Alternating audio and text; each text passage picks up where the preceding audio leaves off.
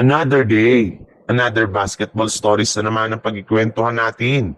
At ngayon nga yung balitang trade ni Giannis Antetokounmpo mula sa Los Angeles Lakers. At ang balitang pag-trade na ng Golden State Warriors kay Jonathan Kuminga. Ikinumpirma na nga ng isang insider na sinusubukan na nga daw talaga ni Luka Doncic na kausapin ng front office ng Milwaukee Bucks para lamang makumbinsi ito na kunin si Giannis Antetokounmpo sa isang trade ngayong season.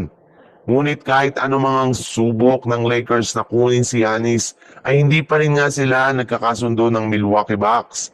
Ayon nga sa ibinulgar ng isang Bucks insider, papayag nga lang daw ang Bucks na i-trade si Giannis sa Lakers kung papalit ay si Austin Reeves at ang iba nilang mga batang player at future draft pick, which is ayaw rin naman ngang ibigay ni Rob Pelinka.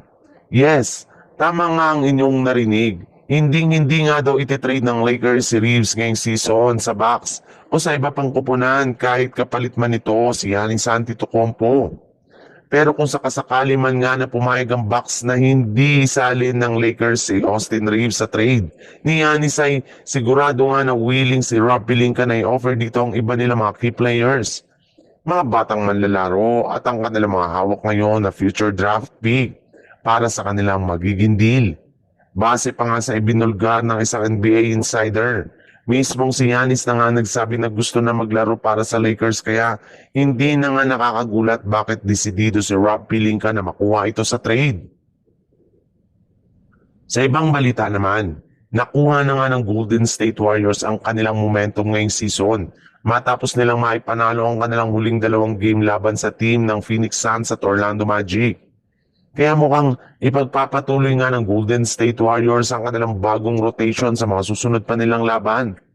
Pero sa kasamaang palad, hindi pa rin nga dito makakasama ang kanilang batang player na si Jonathan Kuminga na DNP ng 5 beses sa kanilang huling 6 na game ngayong regular season. Ang huling laro pa nga nito ay sa kanilang game panlaban sa Phoenix Suns kung saan nakakuha lang naman siya dito ng 10 minutes na playing time.